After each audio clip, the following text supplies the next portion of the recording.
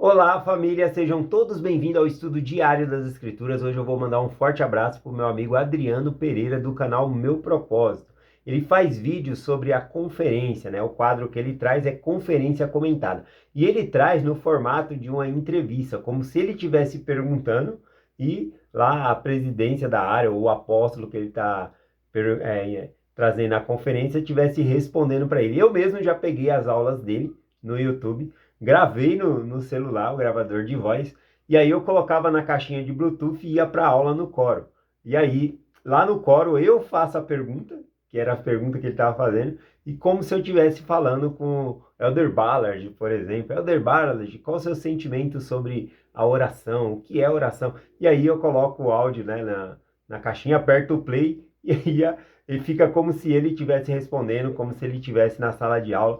As pessoas no coro lá onde eu tô amam, tá bom? Esse formato aí que a gente dá aula. Então, uma sugestão aí para vocês. O Adriano Pereira, ele deixou, ontem ele gravou mais um vídeo da conferência comentada, ele entrevistou então, no formato aqui, o R. Behind, tá bom? Que fala no discurso da conferência, tudo ficará bem por conta do tempo, né? Por causa do tempo.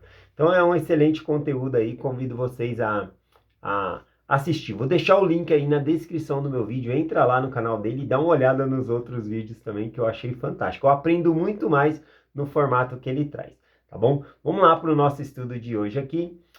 A gente estudou Alma, capítulo 30 até o versículo 14. Vamos dar continuidade aqui do versículo 15 em diante. A gente vê que Curió, ele está desviando o coração do povo, inventando falácias, falando coisas realmente para desviar as pessoas da fé, como ele vai fazer aqui, ó, a partir do versículo 15, falando sobre Cristo, ele estava falando que nós não podemos ter certeza das coisas futuras, de algo que ainda vai acontecer. Portanto, Cristo não virá. Esse é o argumento dele. Aí no versículo 15 ele traz assim: como podeis ter certeza delas?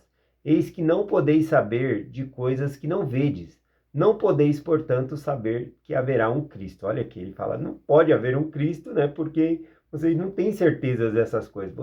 Vocês não podem saber disso porque vocês não vê. A gente só pode crer se a gente vê. Esse é o argumento que ele está trazendo aqui. Veja que o ensinamento dele é completamente contra as escrituras. Por exemplo, em Hebreus capítulo 11, versículo 1, diz assim: ora, a fé é o firme fundamento das coisas que se esperam e a prova das coisas que não se veem. Então a prova, a fé, é acreditar sem ver, né? E aqui ele está falando, ó, se você não vê, você não pode acreditar. Então ele está indo contra as escrituras. Também, outra coisa, no versículo 6 de Hebreus 11, diz assim: ora, sem fé é impossível agradar a Deus. Por que é impossível agradar a Deus sem fé? Porque a gente precisa crer primeiro que ele existe.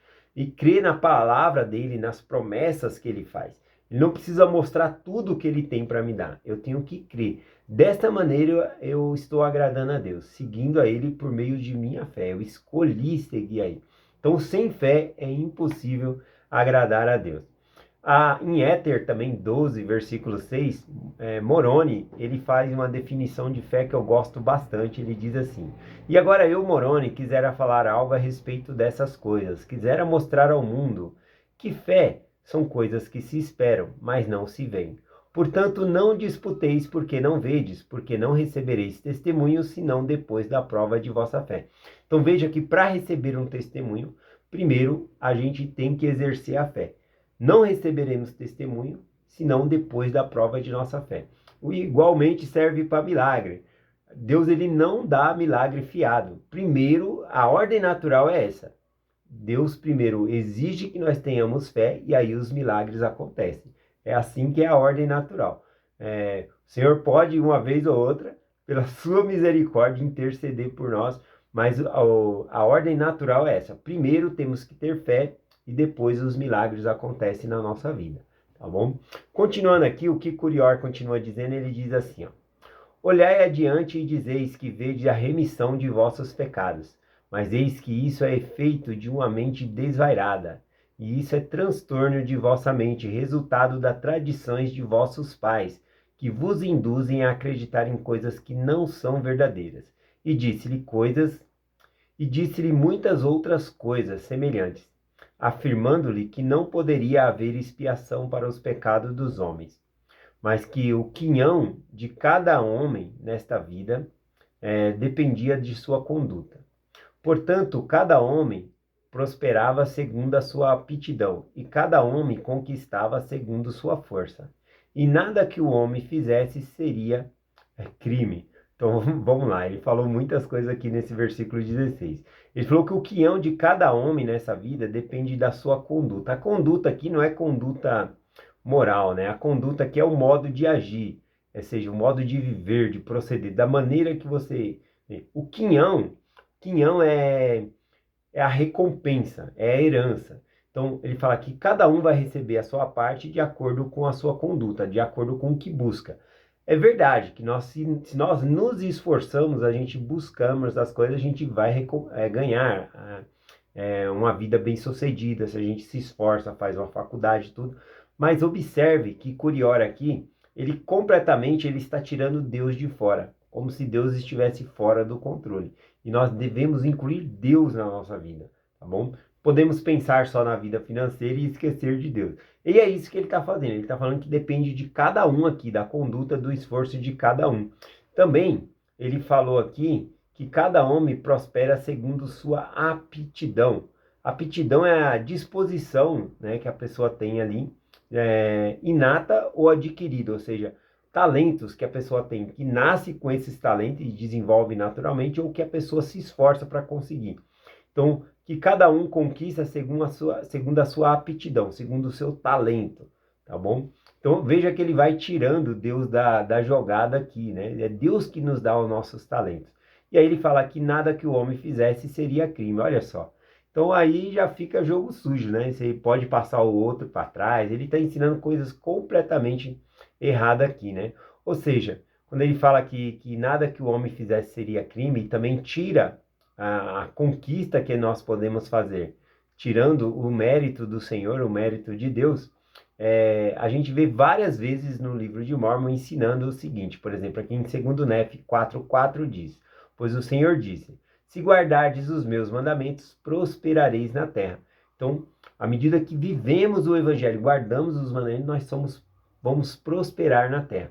A definição de prosperar aqui, quando está sendo ensinado, fala também, ó, e se não guardares os meus mandamentos, sereis afastados de minha presença. Então, a própria bênção de prosperar significa estar junto com o Senhor. Não necessariamente conquistar bens terrenos ou materiais. Isso são consequências, tá bom? Consequências também de nosso esforço, consequências de viver o mandamento, tudo.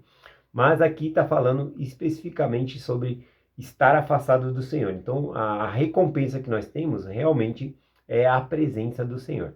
Nós devemos desejar mais o abençoador do que as bênçãos que ele tem para nos dar, né? Se referindo a Deus aqui. Continuando aqui, já que ele falou que nada que o homem fizesse seria crime, vamos ver quais são as consequências depois que ele ensinou isso ao povo. Como será que o povo... Eu acho que muitos abraçaram essa ideia, né? De acordo com o que vai falar aqui no registro. Por quê? Porque é algo carnal, algo que a carne quer. Já pensou? Nada que você vai fazer é pecado, né? Então a pessoa abraça na hora ali, né? Já fica querendo fazer. Então vamos ver a consequência dele ter ensinado isso, que nada que o homem fizesse seria pecado. Versículo 18 diz assim: e assim lhe pregava, desviando o coração de muitos, fazendo com que levantasse a cabeça em suas iniquidades. Sim, induzindo-os a muitas mulheres e também homens a cometerem devassidão, dizendo-lhe que quando o homem morria, tudo se acabava. É isso que ele está fazendo desde o começo aqui, que nós explicamos ontem. Ele quer desvincular do passado, das tradições dos pais, né? E quer desvincular do futuro, dizendo que não existe nada lá no futuro. Então só importa o aqui e agora. Quando a gente morrer, acabou. É isso que ele está ensinando aqui, né? Praticamente ele está ensinando como se fosse um ateu aqui, né? Que não acredita em Deus, tá bom? Vamos lá, continuando do versículo 19 em diante, diz assim: ora, esse homem também foi à terra de Gerson, a fim de pregar as coisas no meio do povo de Amon, que antes havia sido o povo dos Lamanitas. Então ele foi lá na terra de Gerson, e o povo de Amon, né, eles eram muito prudentes, eles eram muito firmes no evangelho. Vamos ver como, quando ele chegou lá pregando essas coisas, como que ele foi recebido. Mas eis que eles eram mais prudentes do que muitos dos nefitas, porque prenderam e amarraram e levaram na presença de Amon, que era o sumo sacerdote daquele povo. Então aqui fala que o povo de Amon ele foi mais prudente do que os nefitas. A definição aqui de prudentes, né, de modo geral, é uma pessoa que é capaz de evitar perigos desnecessários e agindo com cautela. Então, eles evitaram o mal maior. Ao invés daquele homem converter alguém ou desvirtuar alguém da fé, eles amarraram, levaram a presença de Amon ali, e Amon vai expulsar ele dali do meio deles, né? Então ele não foi bem recebido ali não, né? Uma frase de prudente que eu peguei aqui, uma frase de efeito, diz assim: o homem prudente vale mais do que um homem valente. É verdade, a pessoa que tem cautela vale muito mais, né? A gente vê esses filmes, né, que a inteligência, muitas vezes coloca que a inteligência vence a força bruta, né? Aquela pessoa bem forte ali é derrotado pelo outro que usou de uma inteligência, porque é prudente. Continuando aqui, versículo 21. E aconteceu que ele fez com que se levassem para fora da terra. E ele foi para a terra de Gideão. E começou também a pregar. Então veja que o povo de Amon foi prudente, né? Ele mandou ele embora da terra ali. E aí então ele foi para outra terra, que era a terra de Gideão. E não obteve muito sucesso, pois foi preso e amarrado e levado à presença do sumo sacerdote e também do juiz supremo da terra. E aconteceu que o sumo sacerdote lhe disse: Por que andas pervertendo o caminho do Senhor? Por que ensina este povo que não haverá Cristo, interrompendo o seu regozijo? Por que falas contra todas as profecias dos santos profetas? Que é a pergunta que eles fazem aqui para ele, né? A respeito desses ensinamentos que ele está trazendo aqui. E realmente a pergunta que ele fez aqui é muito interessante, né? Ele fez aqui a pergunta da seguinte maneira: Por que ensinas a este povo que não haverá Cristo, interrompendo o seu regozijo? A nossa alegria está em Cristo. Por qual que a pessoa ganha em dizer que não haverá um Cristo? Imagina uma pessoa que já perdeu os seus entes queridos, até familiares, pessoas que muito amam, e tem a fé em Deus, que todos iremos ressuscitar e viver para sempre com Deus. E aí vem alguém dizendo não tem Cristo, querendo tirar a alegria daquela pessoa. Não faz sentido nenhum, né? Esse ensinamento que ele está trazendo aqui. Bom, continuando aqui, diz assim: Ora, o nome desse sumo sacerdote era Gidona. Foi Gidona que trouxe esse argumento aqui, né? Porque interrompes, né, a alegria desse povo, né? Dizendo que não haverá Cristo. Continua. Ora, o nome desse sumo sacerdote era Gidona, e Corió respondeu-lhe: porque eu não ensino as tolas tradições de vossos pais, porque não ensino este povo a submeter-lhes a tolas ordenanças e cerimônias impostas por sacerdotes antigos, que usurparam o poder e exerceram autoridade sobre eles, a fim de conservá-los em ignorância, para que não se levantem a cabeça e submetam-se a vossas palavras. Vou ler o último versículo aqui, o versículo 24 aqui, para finalizar. Ele diz assim: Dizeis que esse povo é livre, eis que vos digo que eles estão no cativeiro. Dizeis que as antigas profecias são verdadeiras, eis que vos digo que não sabeis que elas são verdadeiras. Olha aqui que ele tenta usar um argumento da dúvida, né? Ele veja que desde o começo ele está falando: olha, você não pode crer, ninguém pode saber de coisas do futuro. Se você não vê, você não pode crer. Você tem que saber primeiro, fisicamente ali. Se não é provado, você não pode ter certeza dessas coisas. Então, ele está pondo dúvida, principalmente nessa parte aqui que ele fala, né? Que diz: Eis que vos digo que não sabeis que são verdadeiros. Então ele está colocando a dúvida, querendo colocar a dúvida no coração ali das pessoas. Eu gosto muito da Conferência Geral de Outubro de 2013, né, que o presidente Diffworth Dor, ele disse o seguinte, né, a respeito da fé. Depois de falar, né, sobre a fé aqui, dizendo: a fé é a esperança das coisas que não se veem, mas que são verdadeiras, igual está escrito em Hebreus, capítulo 11, versículo 1, ele diz: portanto, por favor, duvidem de suas dúvidas antes de duvidarem de sua fé. Jamais podemos permitir que a dúvida nos aprisione. Então, na verdade, a dúvida ela se torna uma prisão, porque faz com que as pessoas temam em agir, em fazer o bem, em fazer... Então, veja aqui, né, que ele fala, primeiro, por favor, duvidem das suas dúvidas, em vez de duvidarem da sua fé. Essa é uma frase muito forte que tem sido usada na conferência. Aqui ele fala, então, que a dúvida aprisiona. Aqui o Curior, ele usou a palavra ao contrário, né? Ele fala, olha, vocês dizem que esse povo é livre. Eu digo que eles estão no cativeiro. Ele fala que está no cativeiro por conta das crenças, né, deles ali. Mas é absolutamente ao contrário. Muitas pessoas enxergam os cristãos como se estivesse preso aos mandamentos. Dizendo, ele não pode jogar, não pode no domingo ir para uma festa, dependendo da religião que a pessoa permite estar, né? Então, guardou o sábado, o domingo, e aí as pessoas veem como os mandamentos como se fosse uma prisão. Tal como Coriora aqui, né? Que fala, você está deixando esse povo preso, você não deixa eles. Vendo que o ensinamento deles fez as pessoas se levantar na iniquidade, né? Estava tornando a sociedade pior. Bom, um exemplo de que os mandamentos não nos prende, mas que na verdade nos eleva para próximo do Senhor, eu gosto de compartilhar aquele exemplo de um pai que saiu com o seu filho para empinar pipa, né? Aqui em São Paulo é pipa, tem lugar que é arraia, tem lugar que é flechinha, papagaio, né? Tá indo de férias aí, o pessoal solta muito. Então, o pai saiu com o filho ali para soltar pipa e ele mandava a linha e o pipa ia mais alto, mais alto. E o filho, né, ficou empolgado com aquilo e falou, mais alto, pai, mais alto, pai. E aí o pai soltava mais linha, o pipa subia mais e ele pulava ali, mais alto, pai, mais alto. Aí o filho chegou numa conclusão ali, né, ele era pequeno e disse, pai, a linha está impedindo o pipa de voar. Solta a linha para que ele voa. Ele pensou que se soltasse a linha do pipa, o pipa ia voar. E o pai quis deixar um ensinamento para o filho ali, então ele quebrou a linha e soltou. Só que ao invés do pipa subir, o pipa caiu. E aí, então, essa linha representa para nós os mandamentos. Os mandamentos nos eleva, nos leva mais próximos do Senhor. Tá bom? Então, os mandamentos não nos aprisiona, nos eleva. Esse que é o sentido da história aqui, tá bom? Bom, falando também a respeito de livres, né?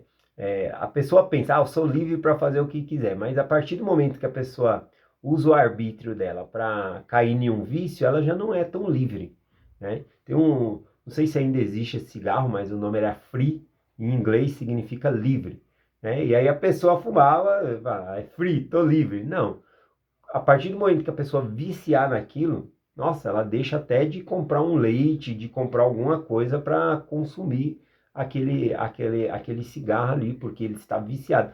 E aí então a gente vê quem é livre, quem guarda o mandamento ou quem usa o arbítrio de modo errado e se vicia, né? Então, livre é aquele que guarda os mandamentos, tá bom? Vamos finalizar aqui. Eu vou compartilhar com vocês aqui Marcos capítulo 1, versículo 37, eu gosto aqui, por conta que Jesus Cristo estava na sinagoga. No sábado, a crença era que não podia trabalhar no sábado, então Jesus Cristo não podia curar. A gente vê Jesus Cristo curando no sábado e os judeus falando, não pode, né, porque está trabalhando. Mas Jesus Cristo saiu da sinagoga, tinha um monte de gente enferma, ninguém pediu para ser abençoado ali, para ser curado. E ele vai para a casa de Pedro, né, cura a sogra de Pedro, justamente no sábado. No final do dia, quando acaba ali, vem aquele monte de gente ser curado. Não dá tempo dele curar tudo.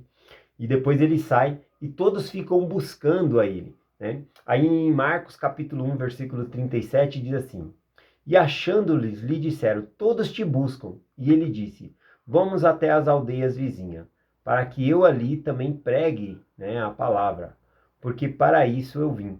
Então, observe, né, que as pessoas deixaram de ser curadas. Ele curou muitos, mas eles deixaram de ser curadas por conta da crença delas, que elas não poderiam ser curadas no dia de sábado. Então, em certo aspecto, algumas crenças acabam prendendo a pessoa, né, como no caso de Jesus aqui, que estava lá disponível para curar as pessoas e as pessoas não o procuraram porque achavam que estaria quebrando o sábado, cara, estaria quebrando o dia do Senhor ao serem curados no sábado, né? E Jesus Cristo estava lá curando a sogra de Pedro e depois curou um monte de gente.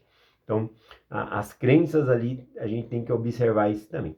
Mas enfim, essa é a mensagem que eu quero compartilhar com vocês, tá bom? Que nós somos livres. E a gente vai ver mais argumentos aqui de Curiora amanhã, falando, né, sobre, que nem tá falando, de não crer. A gente vai observar um pouquinho mais e aprender mais, tá bom? É essa mensagem que eu compartilho com vocês hoje, em nome de Jesus Cristo. Amém. Até amanhã.